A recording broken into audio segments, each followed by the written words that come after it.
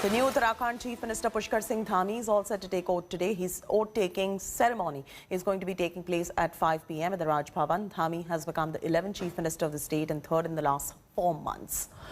He is going to be facing the state assembly polls in less than a year amidst the growing factionalism in the party over his appointment. As several BJP leaders opposed his elevation, Satpal Maharaj, Harak Singh Rawat and Yashpal Arya even stormed out of the legislative party meeting yesterday after a decision was taken in his favour. The change of guards took place after former Chief Minister Tirth Singh Rawat resigned on Friday late night to avert the constitutional crisis as he was not an elected MLA.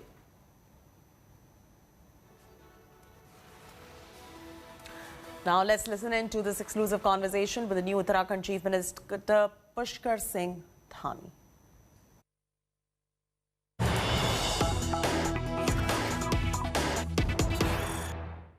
आप एक युवा नेता के तौर पर आगे आए हैं, उभरे हैं।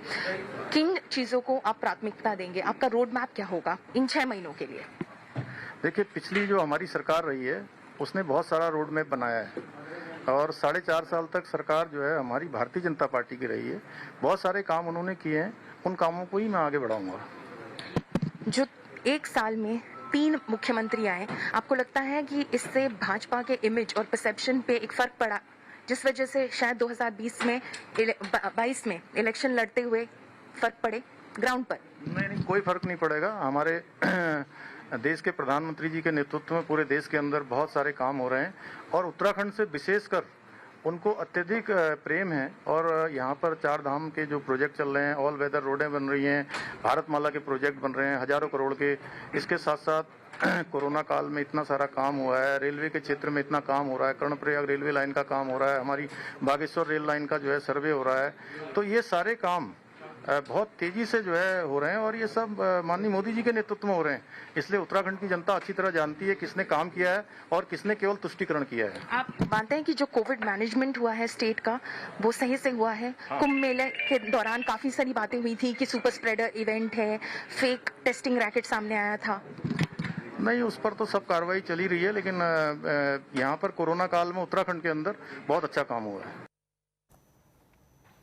Pushkar Singh Dhami is set to become the 11th Uttarakhand Chief Minister. He's a 2-time BJP MLA from Khatama constituency and is going to be the youngest Uttarakhand Chief Minister at the age of 45.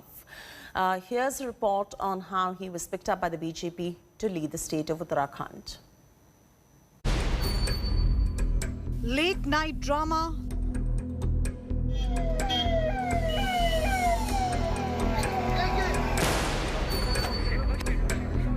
hectic parlays, and endless speculation over the next CM phase have finally come to an end. Uttarakhand has gotten its new Chief Minister in Pushkar Singh Dhami. हमारे राष्ट्रीय नेतृत्व का और साथ में प्रदेश नेतृत्व का और सभी कार्यकर्ताओं का उत्तराखंड के मैं बहुत आभार व्यक्त करना चाहता हूं। मैं पूरे प्राणों से जो मेरी पार्टी की अपेक्षाएं हैं, मेरी मां की जो अपेक्षाएं हैं और जनता की अपेक्षाएं हैं, उनको पूरा करने के लिए हर संभव प्रयास करूंगा। The 2-time MLA from Khatama constituency has become the 3rd Chief Minister of the state in a span of 4 months. His name came up after BJP chaired its key legislative party meet in Dehradun on Saturday to pick their new leader. The announcement was followed by massive celebrations at Dhami's house. Party के सभी विधायकों ने, सभी वरिष्ठ नेताओं ने बैठकर फैसला किया है, स्वागत योग्य है और एक अच्छा कार्यकर्ता, कर्मठ कार्यकर्ता, मेहनती कार्यकर्ता इस काम में लगेगा और निश्चित रूप से उत्तराखंड की जनता को हम अच्छा से अच्छा डिलीवर करने में कामयाब होंगे।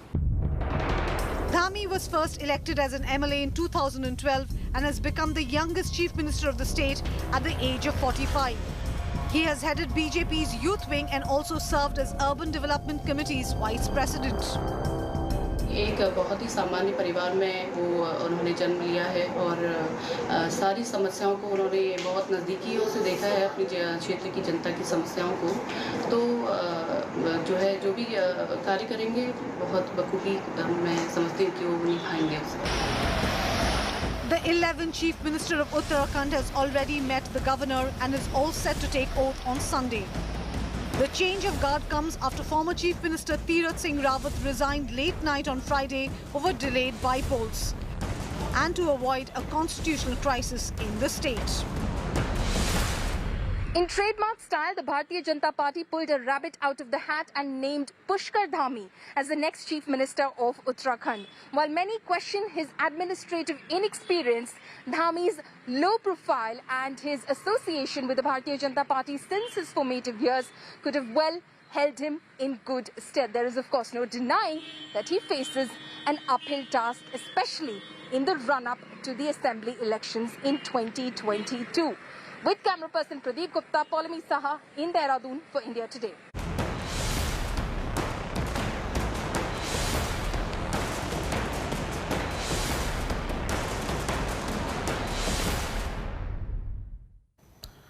Mounting its heat on Deshmukh, the Enforcement Directorate has now summoned the son of former Maharashtra Home Minister Anil Deshmukh. Deshmukh's son Pushkar has been asked to appear before the agency on Tuesday in connection with the money laundering case. His alleged role in the money laundering case came to the fore during the probe involving his father by the ED. Meanwhile, Anil Deshmukh could move Supreme Court seeking protection from any coercive action by the Enforcement Directorate. Deshmukh has skipped the 2 ED summons so far, and he has also been asked to appear again before the agency on Monday. His 2 aides were arrested by the ED last week. Deshmukh, a senior NCP leader, is also facing a CBI probe into allegations of extortion racket raised against him by former Mumbai Police Commissioner Parambir Singh. The Congress party has once again targeted the Modi government over the Rafale deal. The party has demanded a joint parliamentary committee investigation into the deal after a judicial probe over alleged corruption in the Rafale deal was ordered in France. Here's our report. Rafale, India's most formidable fighter aircraft.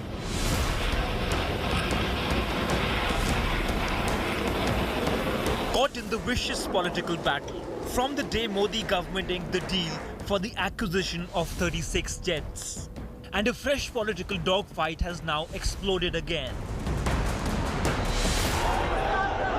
The Congress party has now yet again raked up the 59,000 crore Rafale deal, reiterating its claim of a scam in the purchase of 36 jets.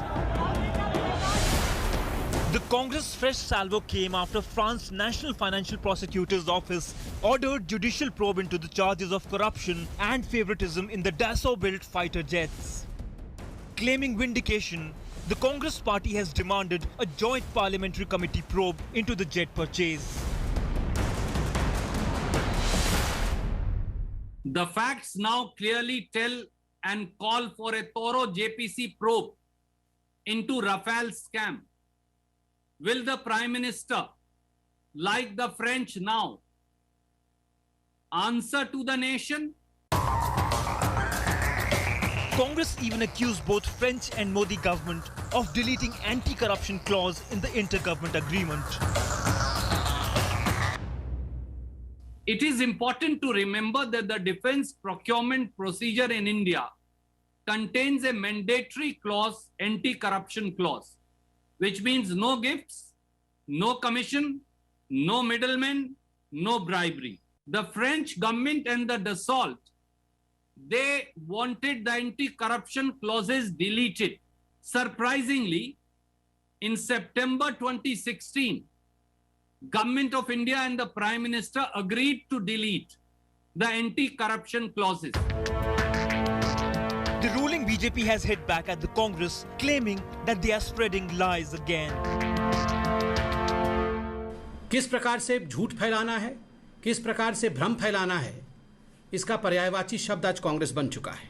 Sovereign country में अगर कोई भी NGO किसी charge को लेकर complaint करती है, आगे बढ़ती है, और वहां की जो इन्वेस्टिगेटिव फाइनेंशियल प्रोसिक्यूशन की बॉडी है, उन्होंने एक मैजिस्ट्रेट अपॉइंट किया है, तो इसको एक करप्शन के रूप में देखने की आवश्यकता है, ये हमें नहीं लगता है। With the Congress keeping its foot on the Rafale pedal, despite 2019 poll rout and Supreme Court's clean chit to Narendra Modi government, the upcoming monsoon session of Parliament is set to be stormy as the party has vowed to raise the issue in the House. Bureau Report, India Today. As the COVID cases continue to dip, Karnataka announces further lockdown relaxations in the state. Under the new guidelines, shops, restaurants, malls and private offices are allowed to operate adhering to COVID protocols. Swimming pools, sport complexes and stadiums will be open only for training purposes. Public transport allowed to operate up to its seating capacity. Marriages and family functions permitted to be conducted not involving more than 100 people. Cremation to be allowed with a maximum of 20 people. Religious places are allowed to open only for darshan. Theatres, cinemas, halls, pubs, all will remain closed. All social, political, religious activities are prohibited. Educational institutions and colleges will remain closed until further notice.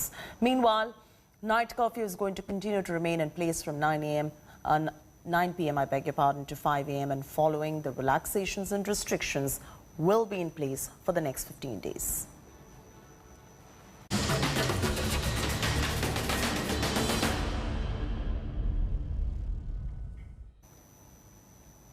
Farmers in Wayanad have been hit hard by COVID. The deadly pandemic has disrupted the supply chain of cash crops, and changing weather is not helping either. Coffee planters have suffered huge losses amidst the pandemic, and now they're seeking some support from the state government. Gopikrishnan and Unithan with this ground report. Take a look.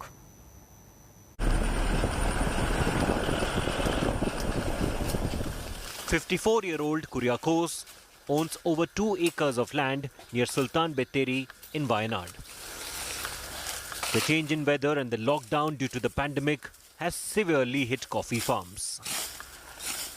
പെട്ടെന്ന് നമുക്ക് ആവശ്യമായ എന്തെങ്കിലും ഇതിന്റെ ഉപയോഗത്തിന് വേണ്ട തൊഴിലാളികൾ കിട്ടുന്ന കാര്യത്തിൽ ബുദ്ധിമുട്ട്. ആ കുരുമുളക് വിൽക്കാൻ വേണ്ടിയിട്ട് നമ്മൾ എന്തെങ്കിലും അത്യാവശ്യത്തിന് നമ്മൾ പണിയെടുക്കുന്നതിന് വേണ്ടി അത്യാവശ്യം നമ്മൾ കൊണ്ടുവയ്ക്കാൻ ചെല്ലുമ്പോഴേക്കും ഇപ്പോൾ ലോക്ക്ഡൌൺ എന്നുള്ള നിലയിൽ കടകൾ തുറക്കാത്ത ഒരു പരിസ്ഥിതി വന്നപ്പോൾ ഞങ്ങൾക്കത് മാർക്കറ്റ് ചെയ്യാൻ വലിയ ഒരു ബുദ്ധിമുട്ടുണ്ടായത്. അപ്പോൾ ശരിക്കും പറഞ്ഞാൽ പ്രതിസന്ധി ഈ കോവിഡ് കാലം എന്ന് പറഞ്ഞാൽ ഞങ്ങളെ സംബന്ധിച്ച് വളരെ ദുരിതമായിരുന്നു എന്ന് തന്നെ പറയാം. The high altitude terrain in Wayanad makes farming a lucrative business, but growers in this district are reeling under multiple problems. Kuryakos' friend Balakrishnan grows pepper, coconut and raises cattle. His troubles are from animals who attack his livestock.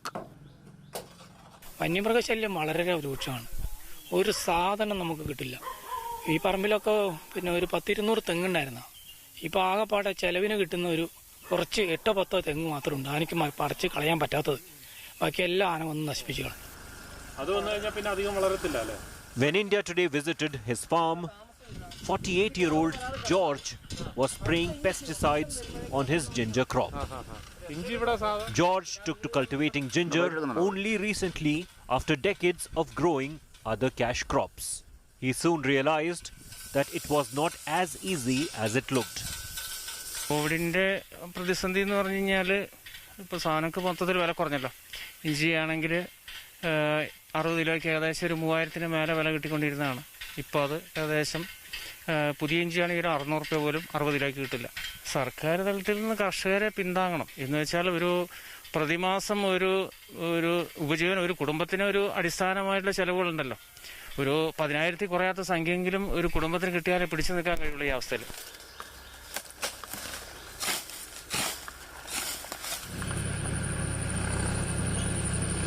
The farmers of Wayanad have been struggling for decades to meet their ends. The COVID-19-induced lockdown has further aggravated their crisis. Now they look forward for the administration for a helping hand to get them out of this crisis. With camera person Tinku Rajshekharan, Gopikrishnan in Wayanad for India Today. Another complaint has been filed against microblogging site Twitter in India. This time Twitter has been accused of spreading communal hatred. In a fresh trouble brewing for Twitter India head Manish Maheshwari, a Delhi-based lawyer Aditya Singh Deshwal has filed a complaint with the DCP Cyber Cell in Delhi. In the complaint, the advocate alleged that Twitter was promoting hate speech via its platform. He also alleged that Twitter user Atheist Republic has been repeatedly posting highly objectionable graphic and cartoons of Hindu goddess Ma Kali. The complaint complaint named Twitter India's MD, public policy manager, along with founder and CEO of Atheist Republic. The complaint comes on the day Twitter filed an affidavit in response to the notice issued by the Delhi High Court over Twitter's alleged non-compliance with the new information technology rules. Twitter told Delhi High Court that an interim resident grievance officer is soon going to be appointed in India, and in the meanwhile, grievances of Indian users are being addressed by the grievance officer. Welcome back. Denmark have reached the semi-finals of Euro 2020 after beating Czech Republic 2-1 in Baku. The last time the Danes reached the Final Four at the European Championship was back in 1992, where they went on to win the title. Thomas Delaney and Kasper Dolberg's goals in the first half were enough for the Danes to progress. The Czechs battled hard, but just weren't a good enough match for their counterparts on the night. Here's a recap of how it all transpired. Pulling a goal back, Kasper Schmeichel making a couple of great saves for Denmark. The Danish juggernaut marches on. Denmark are into the semi-finals of Euro 2020 after winning the battle of the underdogs against the Czech Republic. When Christian Eriksen was stricken before half-time against Finland. Christensen now on the toes of the goalkeeper. The Danes were on the front foot right from the word go. Thomas Delaney gave Denmark the lead in the 5th minute itself, putting his head through a corner ball that bounced past the keeper. Done that before for Denmark. So astute at set play, such a threat in the air. They doubled their lead with an excellent move that caught the Czechs sleeping. Afforded so much space down the left flank, Joachim Mehl made them pay. Dolberg makes it 2 for Denmark. His fantastic cross from the outside of his right boot found Kasper Dolberg, who volleyed it into the back of the net. Doubled their lead. Well, the wing-backs of Denmark, both heavily involved now, aren't they? The half-time team talk surely made a difference. To mention to his team that the Czechs came out firing and got a much-needed goal before the clock hit the 50-minute mark. Michael's beaten. And Patrick Schick scored his 5th goal of Euro 2020 as he found the bottom corner after Vladimir Koufal whipped a cross into the box. With that goal, Schick joined Cristiano Ronaldo at the top of the Euro 2020 goal-scoring charts. That goal, though, was the only bright spark for the Czechs in the second half. The fact that the Czech Republic have scored a brilliant goal, it's a great finish from a great cross. They did give it their all, but they couldn't breach the Danish defence a second time. Oh, helped away straight into the path of Yankto by the substitute Vass. Denmark were clinical against Wales in the round of 16, and their performance tonight highlights how they have grown leaps and bounds over the course of the tournament. Good hit by Poulsen. Kasper Schmeichel making a couple of great saves. The 1992 European champions are going to Wembley. Where the adventure continues for Denmark. Sports Bureau India Today. Denmark go on. They go on to the semi-finals. An unbelievable night for England, who hammered Ukraine 4-0 in their last 8 clash to qualify for the semi-finals of Euro 2020. Ukraine struggled to get along while England enjoyed a night of sheer dominance on the big stage. Here's what transpired as the Three Lions romped home in Rome. Yeah, I mean 4-0's bad enough, but you don't want... 4-0. What a thrashing. England are going home. That is because they are into the semi-finals of Euro 2020. They'll now take on Denmark at their home in Wembley. England on the ball, lots of yellow shirts, goal side. The thumping victory over Ukraine turned out to be a case of terrific beginnings for England, as they started both halves in the best way possible, through goals. Making a challenge, it'll come for Kane! In the first half, England opened the scoring in the 4th minute itself. He had to wait a while for his opening goal in the tournament, late against Germany. Raheem Sterling poked the ball through to Harry Kane, who kept his cool to put it past the on-rushing goalkeeper. Sterling's been making them, so he's been scoring them, and he's just made one, a big one there. The Three Lions then started the second half with a bang. First, an excellent free kick from Luke Shaw found his Manchester United teammate Harry Maguire, who thumped his header into the far corner. Delivers, and Harry Maguire. It's another Harry. It's another goal for England at the start of a half. Moments later, Shaw was at it again, this time with a stunning cross. Shaw is going to set up another one. And Harry Kane was there to head it home for his second goal of the game. And they're running riot in Rome. Adding insult to injury, Jordan Henderson, who came on as a substitute for England, scored another header, this time from a corner in the 63rd minute. Do you believe it is Jordan Henderson to top off the night with his first England goal? Ukraine just didn't have the answer to the quality England possess. Andrei Shevchenko's men were no match for the Three Lions, who showed great application and discipline on the night to sail through to the last four. Now, 90 minutes separate England from the final. And with the home advantage ahead, the English dream is very much alive. Headed goals here, particularly in the second half. Sports Bureau, India Today.